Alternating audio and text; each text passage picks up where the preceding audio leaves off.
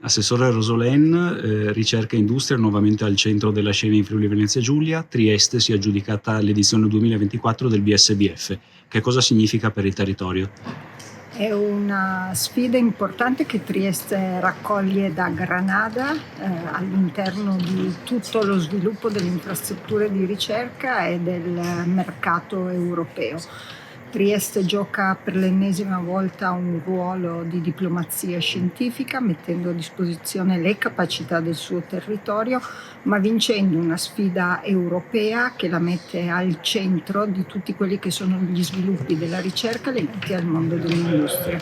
Stiamo parlando comunque di un evento che raccoglierà l'adesione di almeno 1 migliaio di persone provenienti da decine di paesi diversi, quindi anche con forti prospettive turistiche. Con forti prospettive non solo turistiche ma anche economiche, di ricaduta in primis sulla città di Trieste ma su tutto il territorio regionale e per quanto ci riguarda nella prospettiva più ampia che ci siamo dati nei confronti di tutta l'Est Europa e di tutti i paesi con i quali siamo in costante contatto.